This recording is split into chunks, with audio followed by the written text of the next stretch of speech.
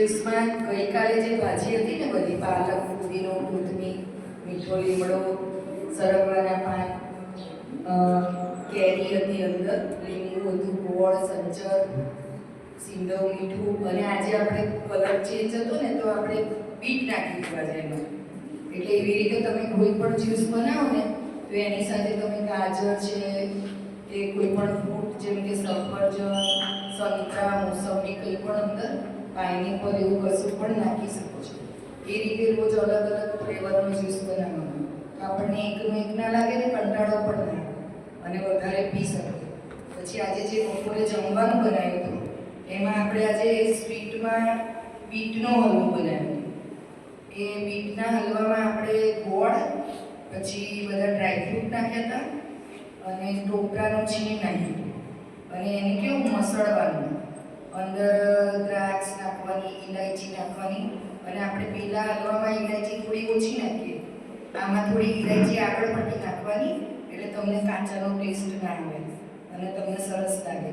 પછી આપણે બીજી આઈટમ હતી સ્ટફ ટામેટા, ભરેલા ટામેટા.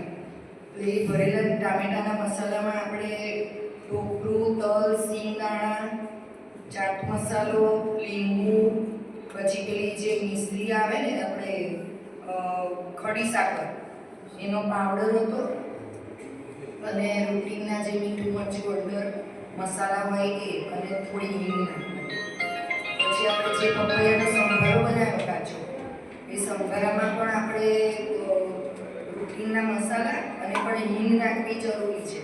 કેમ કે તમે હિંગ નાખશો ને તો કાચું ખાવ તો તમને વાળવું પડે નહીં, એટલે હિંગ એમાં નાખવાની. એવું સંભારો કે કંઈ પણ બને એમાં પપૈયું હતું કાચું અને કાચી કેરી હતી, એનું મિક્સ સંભારો.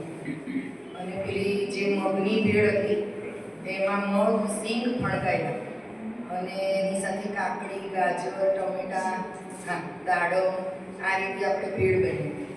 અને જે ગ્રીન ચટણી બનાવીએ એમાં કોથમીર, લીમડો, પાલક, ફુદીનો, ગોળ, લીંબુ, લીલા મરચાં અને આદુ, આ રીતે આપણે ગ્રીન ચટણી બનાવીએ છીએ. અને ખજૂર આંબલીની ચટણી બનાવીએ તો આપણે 500 ગ્રામ ખજૂર હોય ને તો અંદર 60 ગ્રામ જ આંબલી નાખવાની. એ રીતે બનાવવાની તો આપણે ગોળ નાખવાની પણ જરૂર ના પડે, અને આ રીતે મીઠી ચટણી બનાવવાની. અને જે ભેળ બનાવી હોય આપણે એમાં કોઈ મસાલો કરવાનો નહીં, એ આ ચટણી આપીને જ ભેળ ખાવાની. આ રીતે રોજે તમારે એક સલાડ, ચટણી અને ફ્રૂટ, ઘરે 3 જ આઈટમ બનાવો તો પણ ચાલે. અહીંયા તો શું છે કે તમને શીખવાડવાનું છે કે આવું આવું ખવાયેલું છે, એટલા માટે આપણે રોજ નવી નવી વેરાયટી આપી છે. તો તમે ઘરે ખાલી ભરેલા ટમેટા ખાઈ લો 2-4 તો પણ ચાલે, પણ આ રીતે નવું નવું શીખવા માટે અહીંયા તમને વધારે આઈટમ આપવામાં આવે છે. Thank you.